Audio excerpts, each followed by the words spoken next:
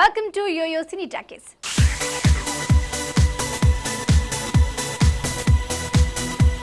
మురుగుదాస్తో చిత్రం తర్వాత మహేష్ కోసం క్రేజీ డైరెక్టర్లు లైన్లో ఉన్నారు. అయితే ప్రిన్స్ మాత్రం అందరినీ పక్కన పెట్టేస్తున్నట్లు కనిపిస్తోంది.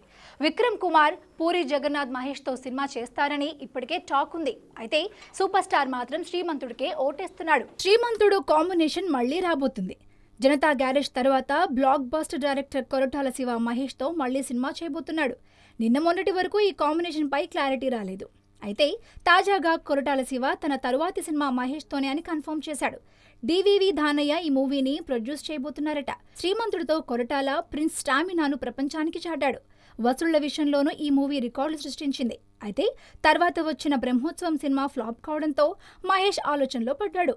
ఈ నేపథ్యంలో హిట్ కోసం మళ్లీ కొరటాల శివతో సినిమా చేయాలని ఫిక్స్ అయినట్లు తెలుస్తోంది. ఈ దర్శకుడు ఇప్పటి వరకు తీసిన 2 సినిమాలు బ్లాక్ బస్టర్లే.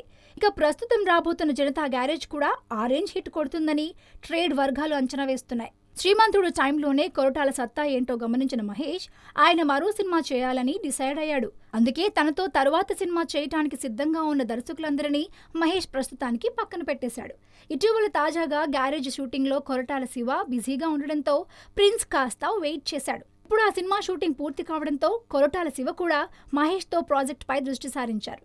జనవరి నుంచి ఈ కాంబినేషన్ సెట్స్ పైకి వెళ్లనుంది. మొత్తానికి శ్రీమంతుడు కాంబినేషన్ రాబోతుందన్న న్యూస్ తెలిసినప్పటి నుంచి ప్రిన్స్ అభిమానులు తెగ సంబరపడిపోతున్నారట. Hi, this is Shreya. Please watch Yo-Yo TV. Enjoy.